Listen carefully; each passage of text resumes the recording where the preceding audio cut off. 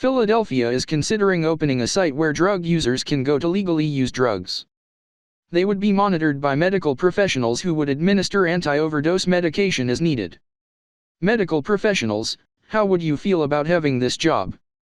They tried to do this in my city, but no one wanted one in their neighborhood, or near their kids' schools, or near where they worked, etc. I live in Oregon, and the city council decided that the best way to deal with drug addiction and public urination was to put up streetlights in all of the alleys and dimly lit roads.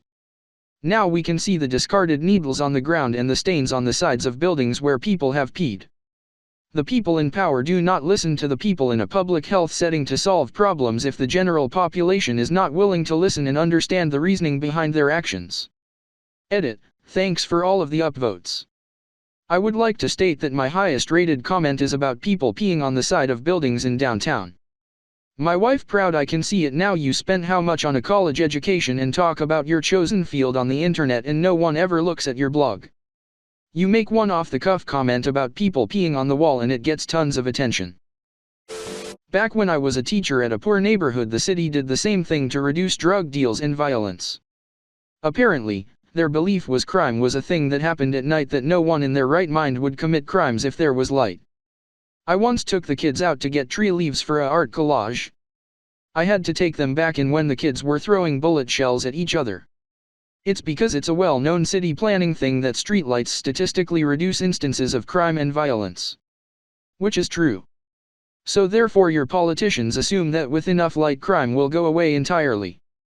Which is of course ridiculous, but they have no idea what the actual data is and why streetlights are only one strategy that works up to a point.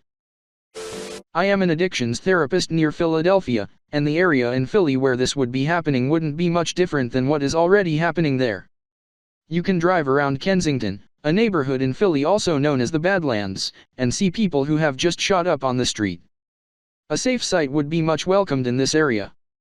I also live in Philadelphia, and have seen Kensington.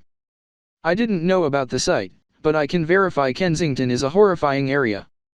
There are over 10 tents under a single bridge, everywhere you look screams, bad neighborhood. 10 tents. You should check out Portland, Oregon. 10 tents is nothing.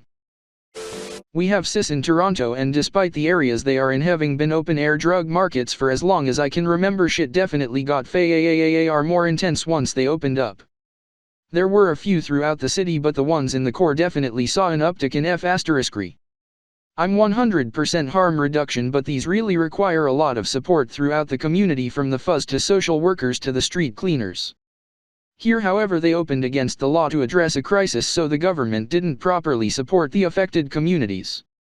Then the idiot suburbanites of the GTA voted in a poor man's Trump, and he went to work closing these sites, and there's been an uptick in deaths.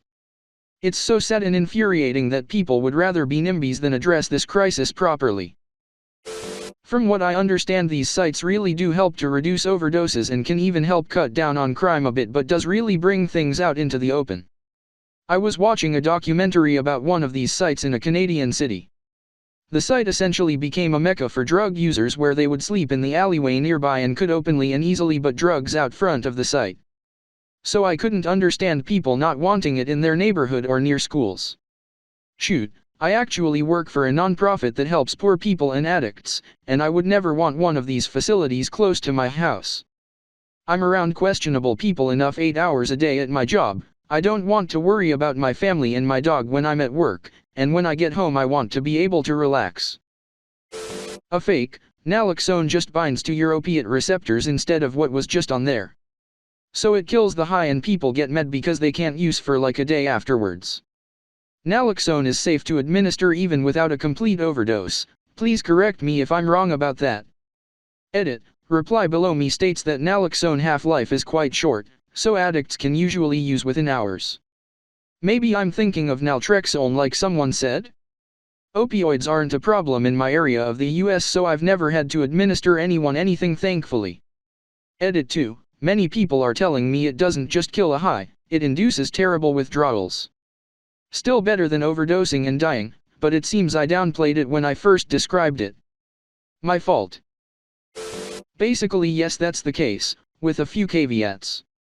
Like you said, naloxone will simply bind to opiate receptors and block out opioids from binding to them. So if you are a normal person with no opioids in your system, giving them Narcan wouldn't have any major effect.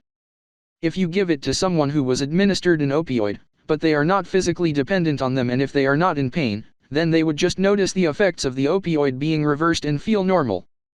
That being said, if someone is on morphine or some other strong opioid for pain, but not overdosing, and you give them Narcan, they're going to freak out due to their pain flaring. Also, if someone has been on opioids for a long time for pain, whether they have developed an addiction to the medication or not, they will still have a bad reaction if given Narcan because 1. The Narcan is stopping their medication from working, so they'll be in pain, and 2.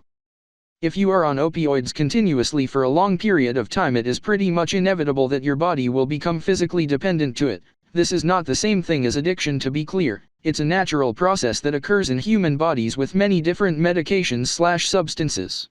If you give a physically dependent person Narcan, they will go into opiate withdrawal, similar to if you gave a heroin addict enough Narcan. So anyways, sorry for the long post, but that is the full answer, haha.